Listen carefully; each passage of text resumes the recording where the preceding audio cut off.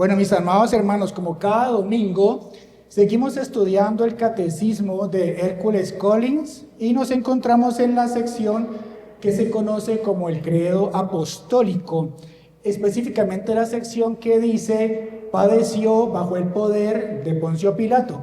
Y la semana pasada nosotros nos detuvimos a meditar en la palabra padeció y meditamos en lo que debíamos entender o creer cuando el credo expresaba que Cristo padeció bajo el poder de Poncio Pilato. Se estudió si Cristo podía sufrir, el por qué era necesario que sufriera y qué fue lo que él sufrió. Y hoy nosotros nos vamos a detener en meditar en por qué ese padecimiento debía ser bajo Poncio Pilato como su juez. Entonces, teniendo esto presente, leamos la pregunta del día de hoy. La pregunta 37 dice: ¿por qué debía padecer bajo Pilato como su juez? Y la respuesta se compone de tres partes, o podemos identificar tres partes. Dice la respuesta: para que, siendo inocente y aún así condenado ante un juez, nos libre del severo juicio de Dios que permanece sobre todos los hombres. Así que el catecismo en su respuesta comienza destacando la inocencia de Jesucristo cuando dice: para que siendo inocente. Y entonces, pues, si así comienza el catecismo, entonces empecemos nosotros también de esa manera, resaltando la inocencia de nuestro Señor Jesucristo. Amados hermanos, un buen comienzo para esta cuestión es recordar que la Escritura es abundante en cuanto a dejar claro que Cristo fue semejante a nosotros en todo, excepto en el pecado, lo que quiere decir que no heredó la culpa ni la corrupción a causa del pecado de Adán, sumado también al hecho de que él nunca pecó, ni voluntaria ni involuntariamente hacia su Padre durante su vida terrenal. La doctrina de la impecabilidad de Cristo nos enseña a grandes rasgos sobre la perfección moral de nuestro Señor Jesucristo. Y esta fue estudiada ya, recordemos, en la pregunta 34, cuando ésta expresaba en su respuesta que Jesús era, dice esa respuesta, verdaderamente simiente de David, semejante a sus hermanos en todo, pero sin pecado. Y ahí vimos ese aspecto de la impecabilidad de nuestro Señor Jesucristo. Sin embargo, a lo que hace referencia la pregunta del día de hoy es al testimonio de inocencia que se expresa sobre Jesús por la boca de un juez incrédulo como lo es Poncio Pilato, pero que a pesar de este testimonio, este gobernador terminó juzgando a Jesús como culpable. Para comprender mejor esta situación es necesario recrear esa historia en nuestras mentes para entrar en el contexto de esta situación. Así que les pido a mis hermanos, a los niños, que intentemos hacer el ejercicio de recrear en nuestras mentes esta historia. Recordemos que nuestro Señor Jesús, después de orar en Getsemaní, él fue arrestado y llevado ante el concilio. Allí el sumo sacerdote Caifás, los escribas y los ancianos procuraban buscar falso testimonio contra Jesús para entregarlo a la muerte. Pero no lo hallaron culpable porque los testimonios no concordaban. Esto lo dice Marcos 14:53. Y ahí vemos un primer testimonio escritural de la inocencia de Jesús. Esto sucedió hasta que llegaron dos falsos testigos que acusaron a Jesús de que éste había dicho que destruiría el templo y que lo edificaría en 3 días. ¿Lo recuerdan? Cuando Jesús fue encarado por el sumo sacerdote sobre estas cuestiones, Jesús guardó silencio. Y allí fue donde Caifás conjuró a Jesús para que dijera si realmente él era el Cristo Y Jesús respondió, si ustedes lo recuerdan, citándole Daniel 7:13. Por supuesto, esto hizo que Caifás rasgara sus vestiduras y acusara a Jesús de una grave blasfemia y expresara al sumo sacerdote: ¿para qué necesitamos más testigos después de las palabras de Jesús? Y aquí nuestro Señor fue brutalmente golpeado por ellos.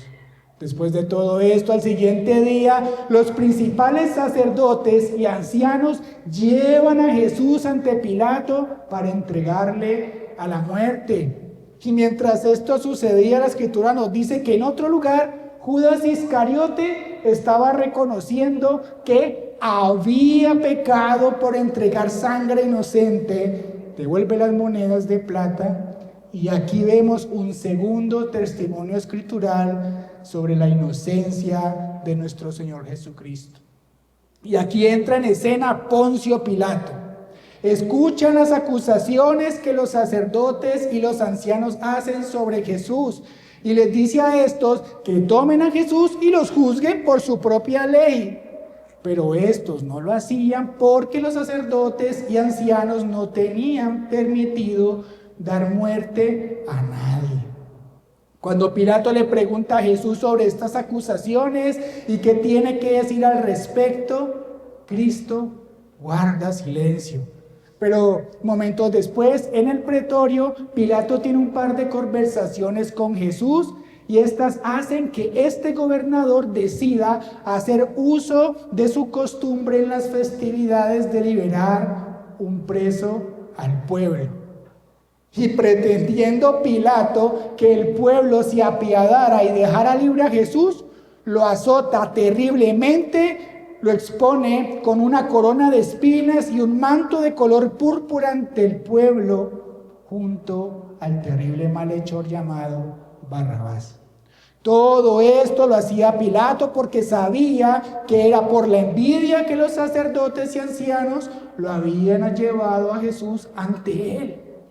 Pero ante todo pronóstico de Pilato, por la dureza del corazón del pueblo y la persuasión de los sacerdotes y ancianos a aquellas personas, estas gritaron: liberen a Barrabás, preferimos a Barrabás, crucificadle, crucificadle.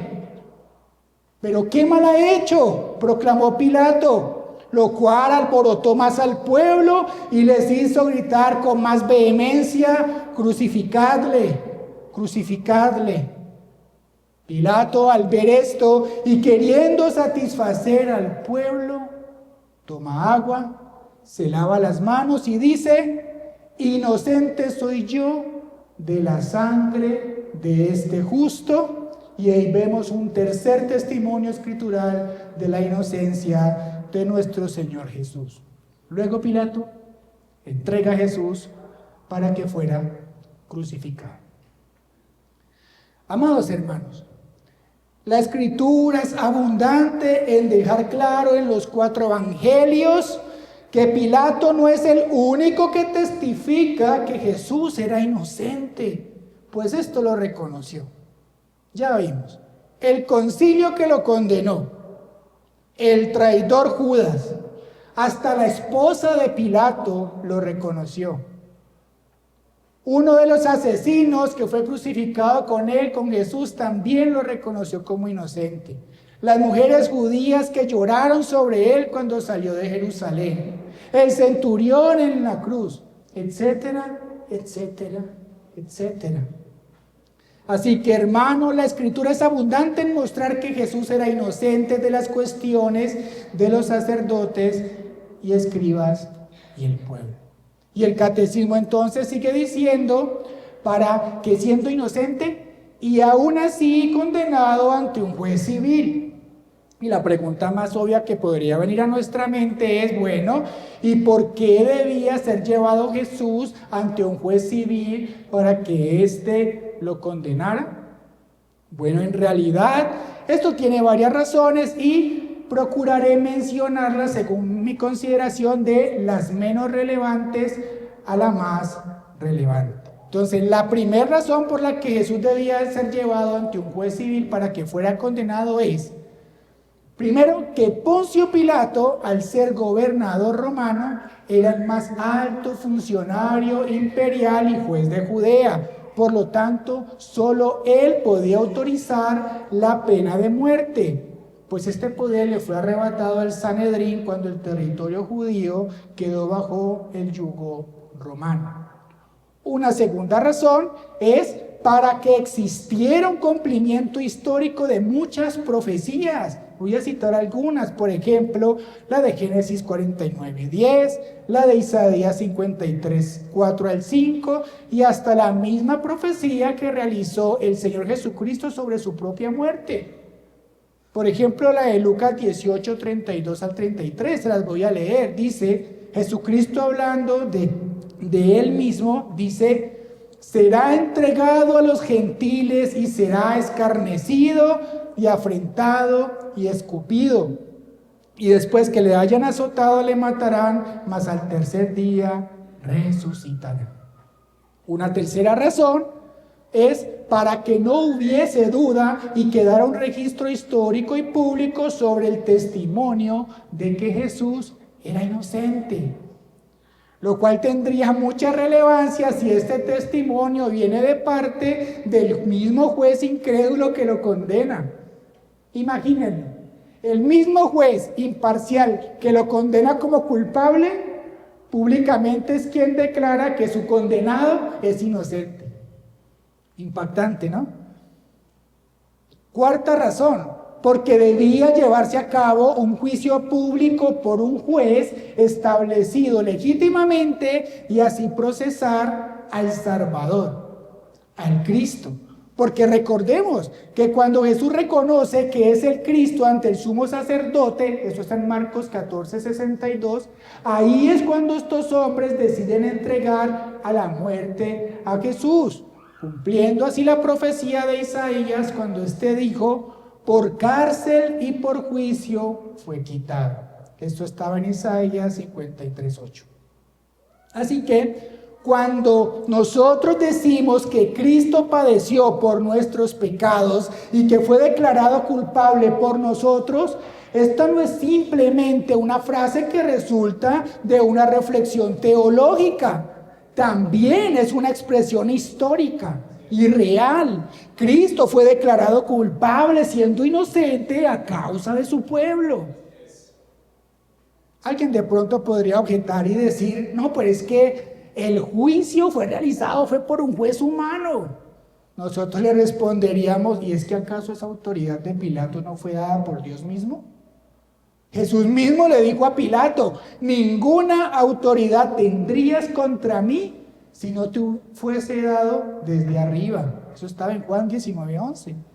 ¿Eso qué quiere decir? Eso quiere decir que cuando Pilato en su pecado condenó al justo Jesús, todo esto estaba dentro del plan providencial de Dios para nuestra preciosa salvación. Recordemos las palabras del apóstol Pedro cuando éste dijo: porque verdaderamente se unieron en esta ciudad contra tu Hijo Santo Jesús, a quien ungiste, Herodes y Poncio Pilato con los gentiles y el pueblo de Israel. Y luego dice: para hacer cuanto tu mano y tu consejo habían antes determinado que sucediera. Eso estaba en Hechos 4, del 27 al 28. Y otra razón, entre muchas otras, pero que el día de hoy es la razón más importante por la cual Jesús debía comparecer ante un juez civil, es la que vemos y la que se menciona en la respuesta de nuestro catecismo en la tercera parte, cuando dice: para que siendo inocente y aún así condenado ante un juez civil, nos libre del severo juicio de Dios que permanece sobre todos los hombres. Y aquí está un aspecto maravilloso de la obra de Cristo, que al ser condenado injustamente, pues él era inocente, él estaba librándonos del terrible juicio de Dios que está sobre toda la raza humana a causa del pecado, pues él tomó nuestro lugar al ser condenado culpable. La deplorable realidad espiritual del hombre y la condenación divina sobre éste, ya la estudiamos, recuerden, en la primera parte del catecismo que he tratado, tenía el nombre de la miseria del hombre. Y iba de las preguntas, de la pregunta 3 a la pregunta 11. Mis hermanos, el hombre está destituido de la gloria de Dios y es objeto de la ira divina a causa del pecado. El hombre es culpable y no tiene nada que ofrecer a Dios para librarse de la eterna y justa condenación en el infierno. Así que alguien debe pagar por nosotros porque nosotros no podemos hacerlo. Así que en la injusta condenación de Jesucristo como culpable, Él estaba tomando nuestro lugar. Y aunque Pilato, los gobernantes y el pueblo voluntariamente cometieron esta fechoría, todo esto estaba ya en el consejo y la voluntad divina para que esa cruel sentencia de muerte que nosotros debíamos sufrir recayera sobre el fiador inocente. Dice la Escritura: mas ahora, hermanos, sé que por ignorancia lo habéis hecho, como también vuestros gobernantes. Pero Dios, decía Pedro, ha cumplido así lo que había antes anunciado por boca de todos sus profetas, que Jesucristo había de padecer. Esto estaba en Hechos 3, está en Hechos 3 del 17 al 18. La condena de Jesús ante Pilato finalmente sería un adelanto de lo que sucedería en la cruz del Calvario. El inocente, tratado como culpable, pues llevaba consigo el pecado de su pueblo por el cual pagaría. Pero ahora, hermanos, no estaría ante un gobernador humano, sino ante el Dios, su Padre Santo, Santo, Santo, que no tiene por inocente al culpable. Así que, amigo, que estás aquí entre nosotros, este es el momento de poner tu mirada en el único Salvador, nuestro Señor Jesucristo, pues Él pagó por los pecados de todo aquel que crea en Él. Así que, hermano, amigo, arrepiéntete de tus maldades y corre a los pies del único que puede librarte del destino eterno de destrucción.